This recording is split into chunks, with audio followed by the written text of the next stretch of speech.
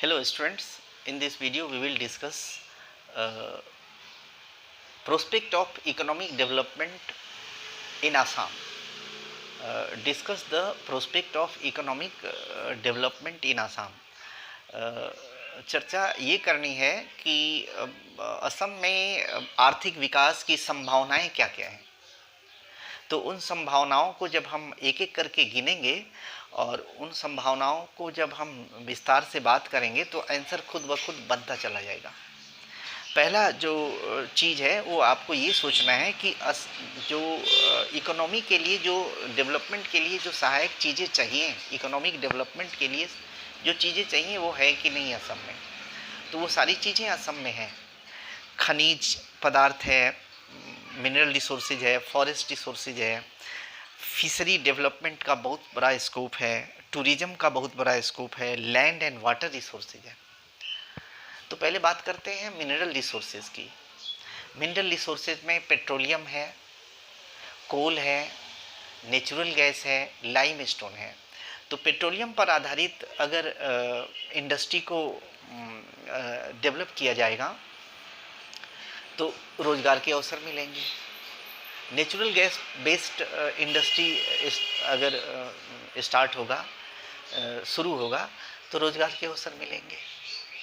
और फिर लाइमस्टोन से सीमेंट बनाया जाता है, तो उसका भी, तो ये मिनरल बेस्ड इंडस्ट्रीज़ को सरकार अगर चलाए तो इस तरीके से रोज़गार के अवसर प्राप्त होंगे। और इकोनॉमिक डेवलपमेंट का मतलब है रोज़गार, ज़रूरतमंद लोगों को रोज़गार मिलना, आमदनी होना, उनका life style, standard of life ऊंचा होना। इस तरीके से हम मिनरल बेस्ड इंडस्ट्री, हमारे पास कोयला, पेट्रोलियम, हमारे पास ये पेट्रोलियम, नेचुरल गैस और लाइम स्टोन है। तो इन पर आधारित उद्योगों को हम अगर शुरू करें तो हमारा इकोनॉमिक डेवलपमेंट होगा। तो इस तरीके से मिनरल रिसोर्सेज के चलते हमारे असम में आर्थिक विकास की बहुत बड़ी संभावना है, बहुत बड़ी संभावना है। नेक्स्ट है कि दूसरा फॉरेस्ट रिसोर्सेज। हमारे यहाँ जो ये हिल्स एंड माउंटेन्स से भरा हुआ जगह है, जहाँ पर जंगल हैं और उन जंगलों में मेडिसिनल ट्रीज एंड प्लांट्स हैं, कॉमर्शियल ट्रीज एंड प्लांट्स हैं। तो अगर हमारा देश, हमारी सरकार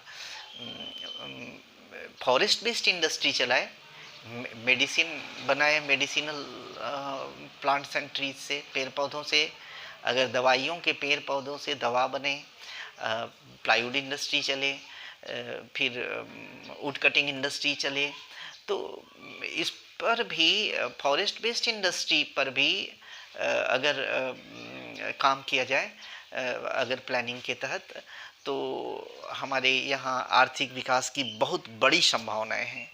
फिशरी इंडस्ट्री, आप जानते हैं असम में दो बड़ी बड़ी नदियां हैं, बराक और ब्रह्मपुत्रा।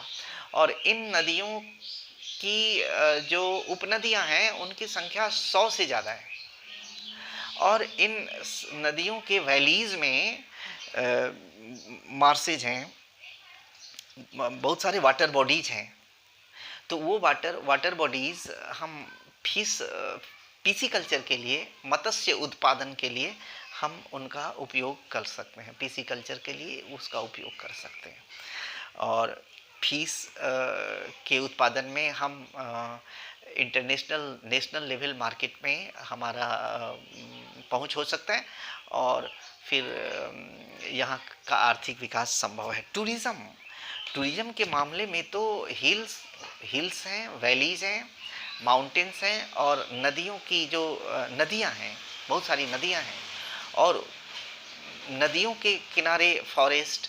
और एक माने ऐसा है हमारा ये असम कि इसको जैसे हम भगवान ने फुर्सत की घड़ी में बनाया है, और इसका प्राकृतिक सौंदर्य इनकम्पेरेबल, अतुलनीय है, जिसकी तुलना नहीं की जा सकती।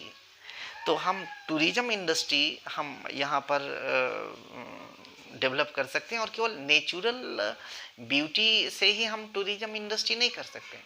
हमारे इस स्टेट में बहुत सारे ऐतिहासिक जगह हैं, बहुत सारे रिलीजियस टूरिज्म के लिए हमारा धार्मिक पर्यटन के लिए हमारा स्टेट है।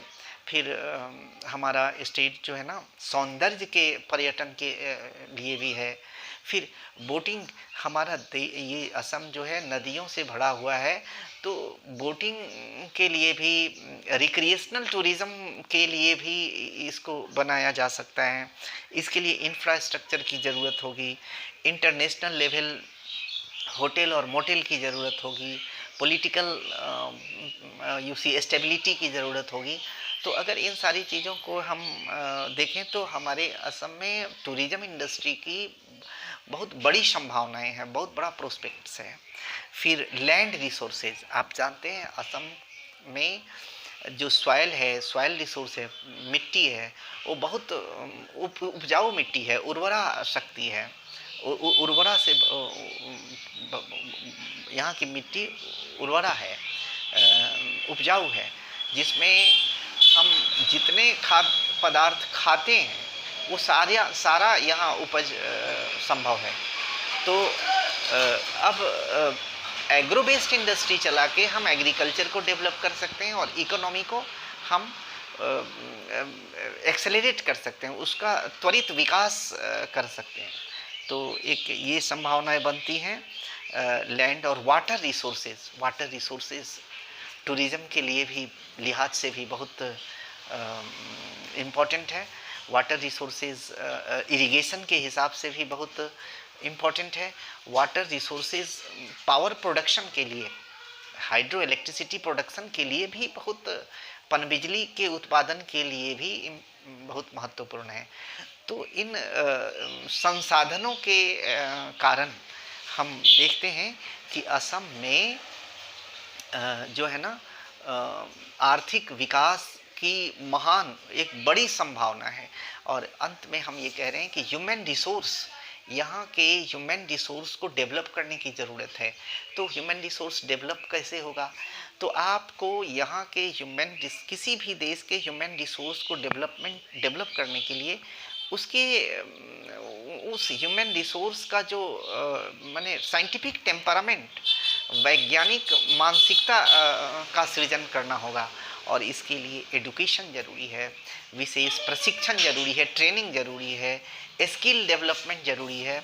और इन सारी चीज़ों का, सब चीज़ों के होते हुए अगर ह्यूमन रिसोर्स अगर ठीक नहीं है, शिक्षित नहीं है, प्रशिक्षित नहीं है, उसमें साइंटिफिक टेम्परामेंट नहीं है, वो अंधविश्वासों के जाल में फंसा हुआ है, तो सारे संसाधनों के होते हुए भी देश या राज्य का आर्थिक विकास संभव नहीं है। तो ह्यूमन रिसोर्स बहुत, ऐसा कहते हैं कि जापान में नेचुरल रिसोर्सेज नहीं है, फिर भी वो सुपर पावर में है, सुपर पावर कंट्रीज़ में है। क्यों?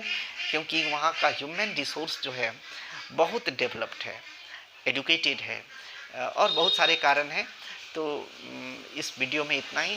अगर वीडियो पसंद आए तो लाइक कीजिएगा इंदिरा कोचिंग क्लासेस को, इस चैनल को, यूट्यूब चैनल को सब्सक्राइब करें।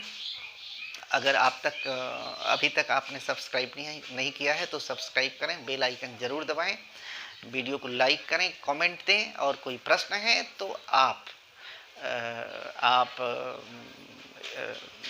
कमेंट बॉक्स में लिख सकते हैं, मैं उसका जवाब देने की कोशिश करूंगा। ये YouTube channel Indira coaching classes academic है, और 8, 9, 10 के स्टूडेंट्स के लिए, 12 के स्टूडेंट्स के लिए बहुत इम्पोर्टेंट है। English grammar, social science, political science, Hindi की भी हम सोच रहे हैं, हिंदी के बारे में भी कुछ वीडियो बनेगा, और आपके ज़रूरतों के मुताबिक वीडियो बनाएंगे। आप जैसा लिखेंगे, जिस तरह का प्रश्न देंगे, उसके हिसाब से जवाब मिलेगा। Thank you, have a nice time. I feel you will like this video. इसका एक इंग्लिश वर्जन भी हम देंगे। Thank you.